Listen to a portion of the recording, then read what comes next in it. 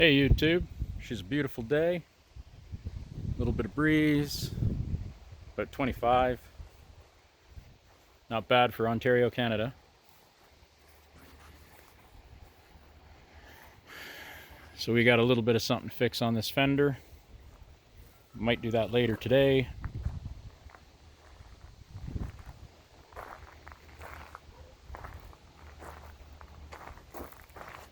Got a few touch-ups to do on this one, nothing too serious so far, a couple spots down around the back fenders.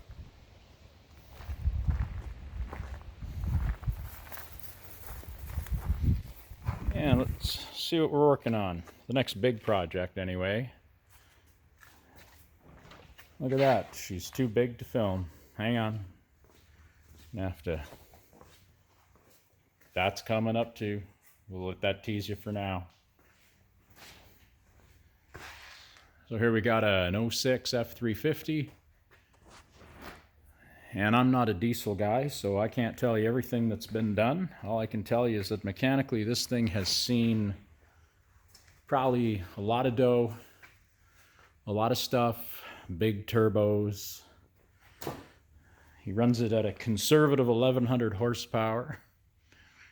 And again, I'm not a diesel guy, so you guys make what you want out of that. But I mean, it's a pretty cool truck nonetheless. There's absolutely no body lift in this truck. Basically has a relocation sort of setup for the axles. You can see the big bars underneath at the back there. Anyway, you guys will know more about that than I do. I just paint stuff. So this is somebody's toy. This is going to end up costing probably more than than a new truck 5 years ago, but less than a new truck now. And we're talking this 1 ton versus the capabilities of like a F350 today.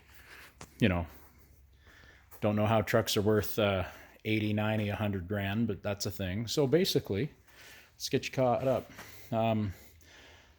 Might have some pictures or some short videos, but basically we cut the fender wells out. There was some bubbles, a little bit of rot.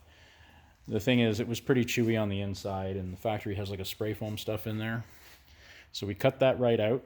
Basically, I rebuilt the inner wheelhouse, or the outer wheelhouse, I guess, coming into the fender. And basically, I made that until it fit the outer fender. And then put the outer fender on. Now this truck will have flares that come way up into here. So you don't even see any of these body lines. So we're going to keep all the body work in it. So what I basically did, because most of it I think was chewed down here and back up here in the corner. So what we did is we just got new arches. We came down and we're about middle of the way, all the way around. We cut that out, put new ones in, welded them. The body work wasn't bad, but there was a spot there, was a high spot, so I had to grind that in, knock it in, and redo it a little bit. I mean, if we can get it about 98% good, like I say, it's going to have these great big crazy bushwhacker flares. As far as the shape of the truck itself goes, though, and this is rare in Ontario, Canada, here's an 06 with some surface rust down here. So we'll be able to save that. Well, there's your rockers, which, you know, often are totally gone.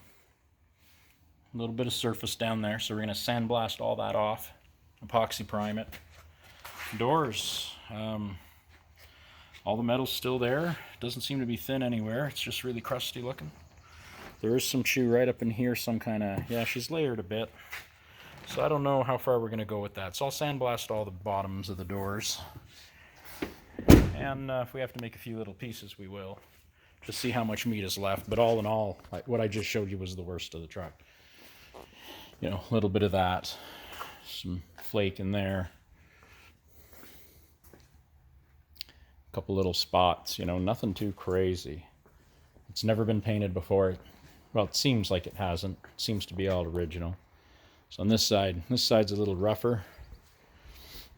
What I learned doing the other side and then coming to this side, instead of cutting it where I did, I actually brought this one up higher. So a lot of the work is just going to land in the crevice here. But I mean, it'd be pretty close. Like, you could look down this truck and not see that it was even worked on when I'm done. So she's going to be pretty nice. But I mean, again, now this side, if I remember right, there was something going on here where it looked like it was dented up and it rotted. And here there was little dots, you know, little pinholes coming through.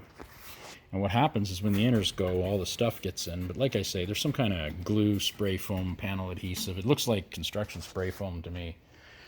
You know, maybe a little harder, but similar. But yeah, so we cut all that out to make sure to get all that out, because when this truck is done, we don't, you know, we don't want it to look good for now. We want it to last a while.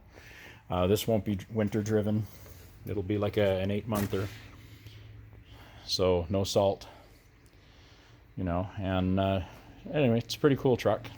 Now usually when I do these fenders, and this was something I tried on this one, but I usually like to cut them up here in the flat all the way around because it's a little easier to board them in. But this particular truck, I don't know if you can tell, but if you look down the side, there's not a crinkle, it's straight. And because the flares come up over the Bondo work right about here, you can see a fade line right here. I think that's where they ran. Great big bushwhacker flares. So yeah, we're gonna keep the bodywork under them. Normally it wouldn't matter, we'd board the whole truck, but on that fender we don't have to. So once all the bodywork's done, you know, we'll probably epoxy prime it into the other paint job that was originally there, because the base is fine. Nothing's peeling that wasn't chipped. So it should be pretty good. We'll seal it all up when she's done. Epoxy primer and then paint her. She's going the same color, so we don't have to redo all the jams and stuff, you know, just the lower rockers and whatnot. You know, like you can still see the metal where that peeled off, so from a stone chip. So that's what we're working on today. And basically I'm just going to get the fenders smooth enough that I can prime them to get it outside. And then we'll likely pull that little white GMC in, do a few little touch-up spots. Tomorrow we're going to do the Dodge I showed you with the gray strip on it. It's actually my son-in-law's. Yeah, he had a little bit of a situation on an icy hill. And what happened was he had a trailer on the back, and he went up the hill, and then the ice made him come down the hill. So we ended up with a crease right through here, right through the body line, which was really nice. So we had to reshape all that, and I primed it just to get him out of trouble. The only rust really on this whole truck is probably there, and some stuff on the bumper. Nothing too major. Yeah, we just basically got him out of trouble last year, and people get busy, so now it's here. We're gonna clean that up tomorrow and repaint that box side. Anyway, someday I might get at these. That's the hope. But that's it for now. Thanks for watching.